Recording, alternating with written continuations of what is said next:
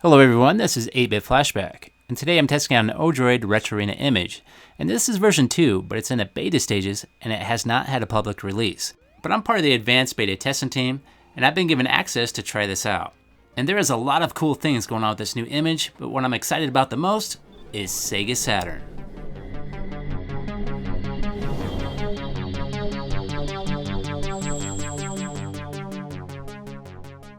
So this is a Retropie based image that's designed to run on the Odroid XU4.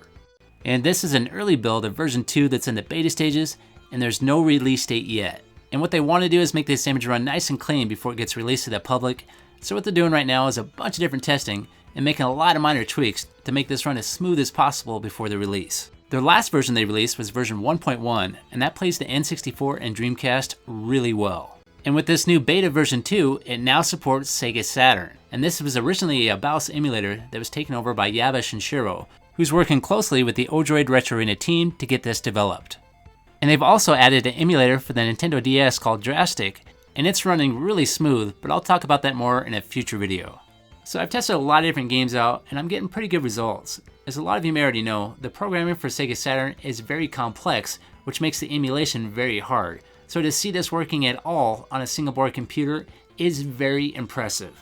So the way it's set up right now, when you go to load a game, if you continually press A, that'll bring up an options menu where you can select a different BIOS for which game you're playing. And you have three options. You can select the internal BIOS, you can select a Japan BIOS, or you can select a US version of the BIOS. For the Japan and US version, you're going to have to add those manually, and I'll kind of explain that here in a few. And here's an example of a US BIOS when it's loading a game. And here's a version of Japan's. This is the Hitachi version, and there is multiple versions of BIOSes for the US and Japan, but that's just a couple of examples. And here's some examples of the game formats I've been able to get to work with this emulator. I've been able to get MDF files to work, bin files to work, and also CCD files to work, which I believe stands for clone CD. And I've had the most success with this format right here. Out of all these formats, this seems to have the most compatibility. And there might be some other formats out there that work, but this is what I've used so far. For the BIOS, you're going to have to navigate to the BIOS folder, and you can find that by connecting to it via the network, or if you're running a USB hard drive that's mounted, you can navigate to the BIOS folder that way too. So for the US version, it needs to be named just like this, and for the Japan version, you're going to have to rename it to this. Otherwise, they will not work. Okay, it's time to test out some games. We're going to start off with Nights into Dreams. This is the Christmas limited edition. And this game is running pretty smooth. So I've tested a bunch of different games, and what I'm going to do is show you about a minute of gameplay footage for each game to kind of give you a picture of what's going on. Another thing I'd like to bring up is since shooting this video, the emulation has already improved. A couple other testers out there by the name of Cubert Addict and Simply Austin have figured out a way to tweak the resolution settings to make the games run smoother. I personally have already tested these changes, and it definitely makes an improvement, but it does lower that resolution. So for this video, I'm just going to concentrate on the higher resolution testing, but I will make a follow-up video testing that lower resolution, showing the differences between the two. So the main issues right now with the SEGA Saturn emulation and the current state that I'm playing is a lot of the games are experiencing screen tear. And with a lot of the 3D games, we're experiencing slowdown and frame skipping. And the compatibility rate with the games that actually play really varies. Maybe out of all the games I tested, maybe 70% actually played. Now that's just based off the games that play. The games that are actually playable would be a different story. To exit a game, you'll push the select button, and that'll give you a couple different options. You can either reset the game, you can change the controller type, or you can select exit, and that'll take you back to the game menu. For a controller, I'm using a PlayStation 3 wireless controller. This is a Mad Catz Street Fighter controller, and this works really well. And what's really cool about this controller is it has a very similar button layout to a SEGA Saturn controller. And here's an FMV scene from Clockwork Night 2. And this is a game you really don't hear much about. And I'm not sure why, because it's kind of a cool game. It has kind of a Toy Story vibe, which is a good thing. So I'd say this game is playable. It does have some screen tearing with an occasional glitch here and there. The screen tear issue is something they're currently working on, and I think they're pretty close to figuring that out. But one thing we need to keep in mind is the emulation is probably never going to be 100% for the SEGA Saturn. But there's still going to be a lot of games that are going to be very playable, and we're going to be able to have a lot of fun with. The SEGA Saturn is one of my favorite systems, and I'm so excited that the Odroid Retro Arena team is helping make this happen. The fact that we now have an affordable single board computer that can play SEGA Saturn is awesome. And because of this, I've already made a mini SEGA Saturn case for the Odroid XU4, and I'm going to be showing that off probably here in the next couple weeks. So what I've been finding out when testing all these games is a lot of times when a game doesn't work, it's usually a format issue. If I just find another place to download it and it's in a different format, I can usually get it to work. And if that doesn't work, I try a different region, like Japan or Europe.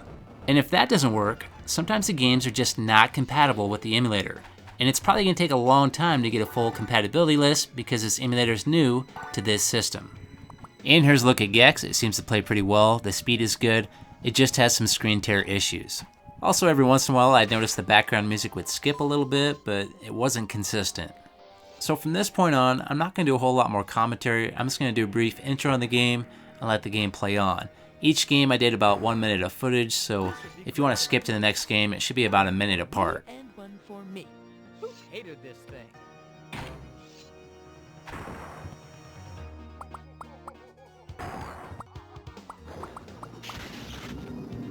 I'll just go in here.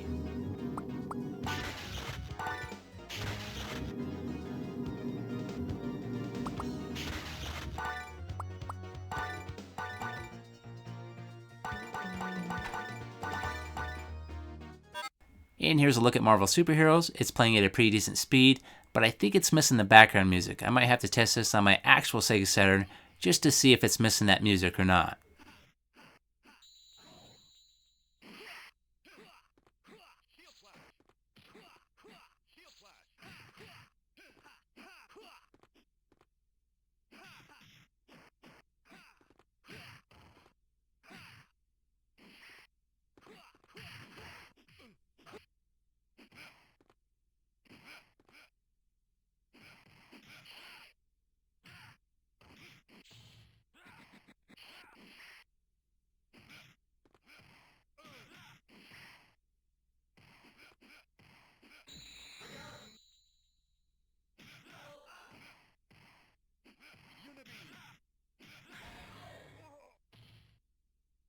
And here's King of Fighters 97. And when I went to load the game, it was loading just fine, but then I got this message right here saying something about RAM.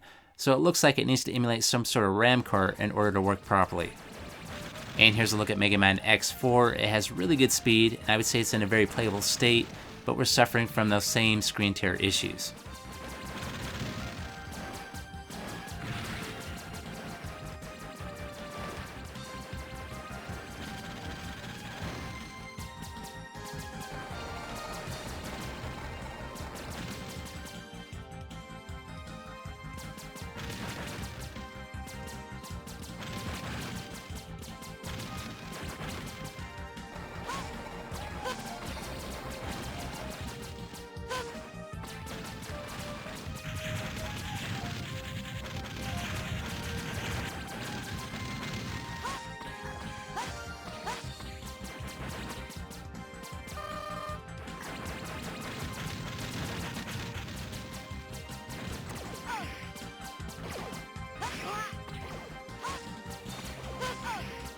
Here's Panzer Dragoon. Hopefully I'm pronouncing that right because it is one of my favorite series.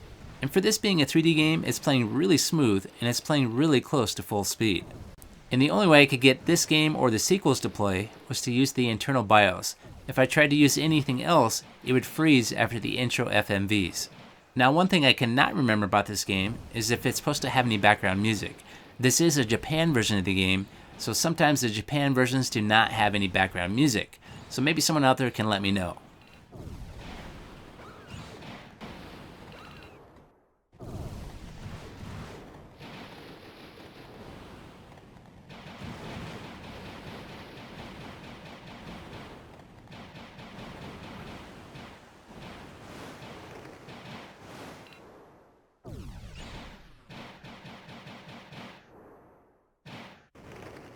And here's Panzer Dragoon 2, and this does suffer from just a little bit of slowdown, and I do have a little bit of screen tear.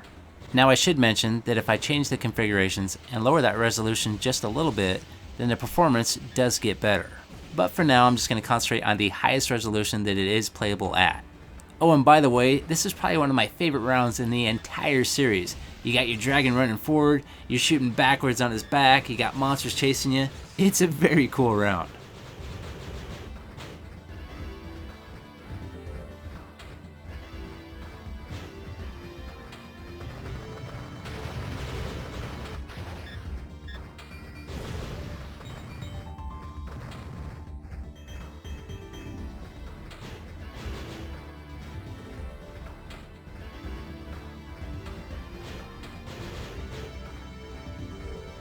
And here's the third one, Panzer Dragoon Saga. And with this game, they switched everything up. What they did is they made it kind of a half RPG and a half shooter. And surprisingly, this plays just a little bit better than the second one. So instead of being stuck on your dragon's back all the time shooting stuff, you actually get to walk around a little bit in this game.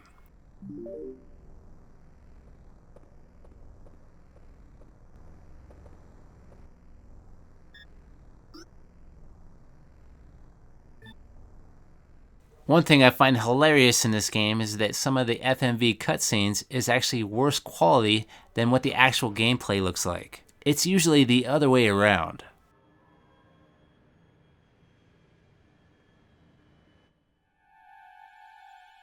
Another feature they changed on this game is they gave you more control over that dragon. Instead of being stuck on a rail where your dragon goes on a continuous path and you can't stop him, you actually have a little bit more control where you can stop your dragon and look around and shoot a lot more stuff.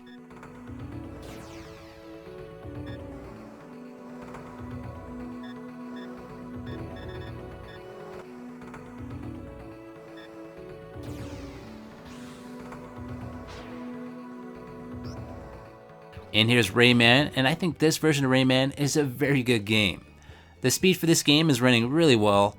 We do have the screen tear issues, but everything else seems to be running really good.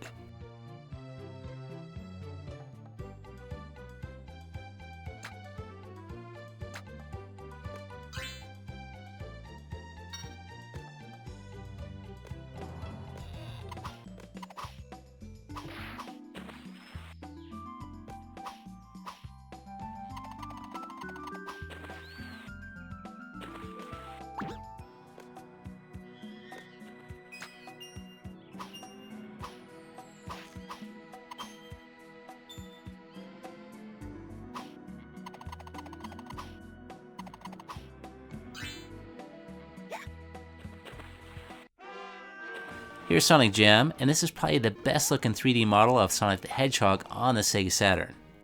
I would say the Sonic World portion of this game is very playable. I don't really see much screen tear, and the frames per second is doing pretty good.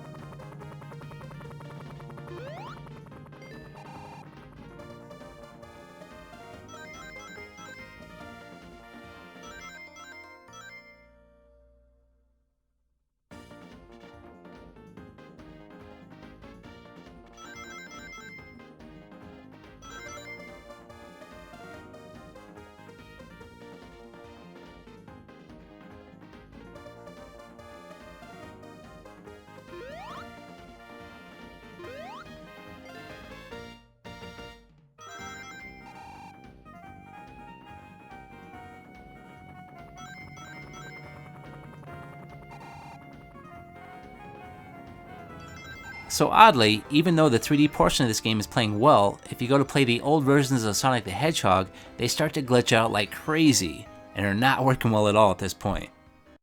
Here's Sonic R, and it is suffering from a little bit of slowdown, and the background music seems to be missing, but I'd say it's still in a playable state. And this game does speed up if I change the resolution configurations, but it still has no background music.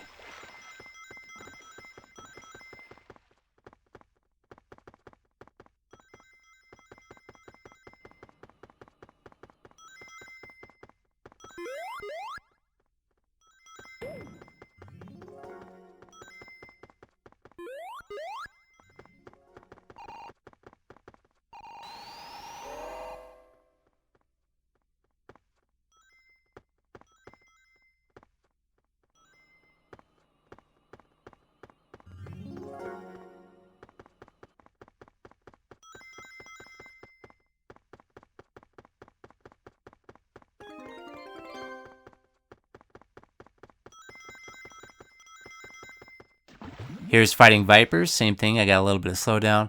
And every once in a while when I go to load the game, I get some invisible characters, some of their body parts are missing, so I'm not really sure what's going on with that. Now I know this seems really slow, but you gotta remember the early 3D fighters for the systems like PlayStation and the SEGA Saturn were really slow to start with. That's just kind of how they played. They were just a little bit faster than this, but the performance just was not a whole lot better. Also, I noticed on this game that the volume was really quiet. I really had to pump it up on my TV to be able to hear it.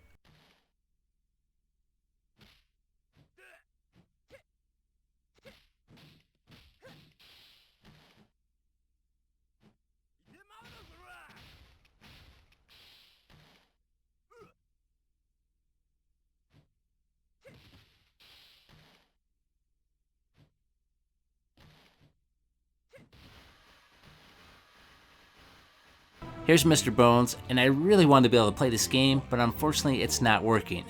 And you know it's a good game when you can see the zipper on the costume of the bad guy. So what happens is that all the FMV intros play just fine, but when you go to load the first level, it freezes up and it hangs on the black screen. Are an impurity. Hey, let's not get personal now. You will be dissolved.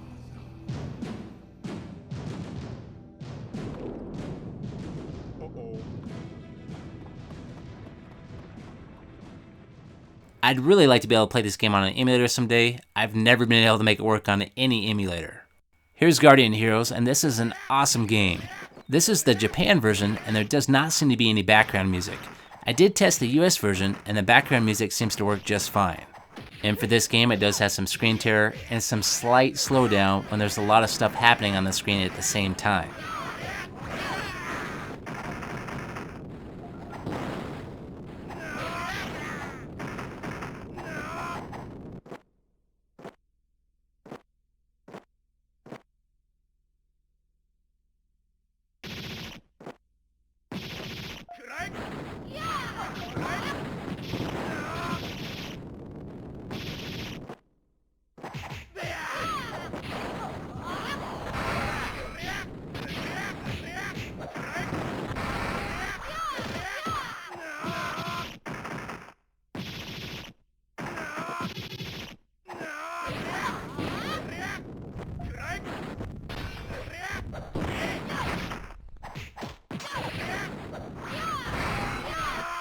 Here's Burning Rangers, and this is a game that's not doing very well at all. It's very choppy, it's skipping all over the place, and it's really slow. Even if I go in and change the configurations, it improves just a little bit, but it's still not playable. This is a game that's going to take a lot of work to make it work properly, so I'm not too hopeful about this game, but who knows? Maybe it will.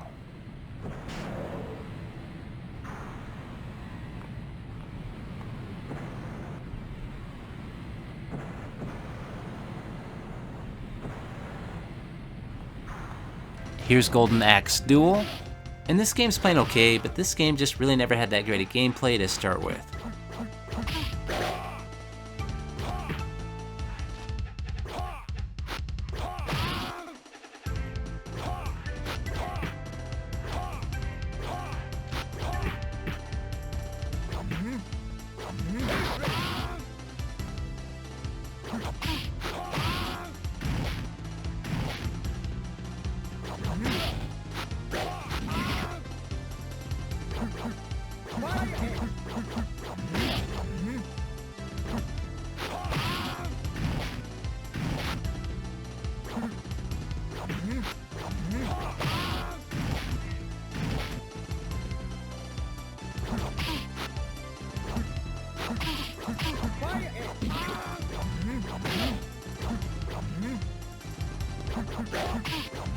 Here's Sega Rally, and with these current settings, this game's not performing that well at all. I would say it's barely playable. But if I do go in and change the configurations for the resolution, this game performs a lot better. And I did figure all this out while I was making the video, so I apologize that I do not have updated video clips showing the new performance with that different resolution. But I will make an updated video here soon showing the new results.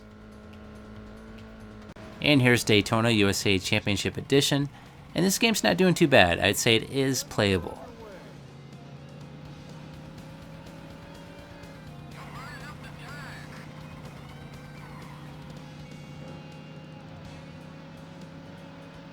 And we finally made it to the end of the line. This is the last game. This is Tomb Raider, and I'd say this game is in a playable state. So I'm going to continue to keep you updated with the progress of this emulator. This is a very exciting step to me. This emulator keeps getting better and better every day, and I can't wait for this to be released to the public so everyone can enjoy the SEGA Saturn. Okay, it's time for me to go. If you like that video, please hit that like button. If you want to hear more from me, please subscribe. And if you want to help support the channel, you can now find me on Facebook and Patreon. Have yourself a great day, and I'll see you next time.